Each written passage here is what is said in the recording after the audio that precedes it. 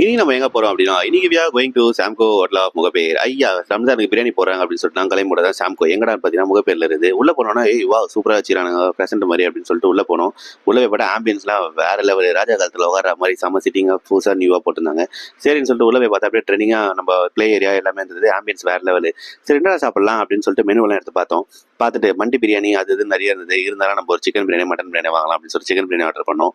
Chicken biryani பார்க்கறதுக்கே சூப்பரா இருக்கே அப்படின்னு சொல்லிட்டு சரி போடுங்கப்பா அப்படின்னு போட்டு அவங்களே சர்வ் பண்ணிட்டாங்க. ஆனா சாப்பிட்டு பார்த்தா தேங்காய் சாதமா இருந்தது. தயவு செஞ்சு இங்க மட்டும் சிக்கன் பிரியாணி மட்டும் ஆர்டர் பண்றது போகாதீங்க. பட் அதை தவிர மீதி எல்லாமே சூப்பரா இருந்தது.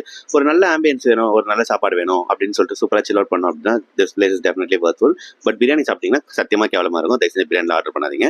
அது தவிர வேற என்னாலும் நீங்க சாப்பிடலாம். அப்புறம் பார்த்தீங்கன்னா ஆம்பியன்ஸ் வேற லெவலு. அதுல என்ன ஒரு நல்ல விஷயம் அப்படின்னா சர்விங்கும் அவங்களே பண்ணாங்க. அது ரொம்ப கியூட்டா இருந்தது பார்க்கறதுக்கு. அதுக்கப்புறம் சரின்னு சொல்லிட்டு டம்ளர் வச்சு டம்ளர் சுற்றி வெளியே வந்து பார்த்தோம். வெளியே வந்து பார்த்தோம் அப்படின்னா நம்ம இது கொடுத்தாங்க அந்த சாப்பிட்றதுக்கு. அதான் வேற லெவல்ல இருந்தது. அதை ஒரு 2 3 பாக்கெட் வாங்கி வாங்கி வச்சு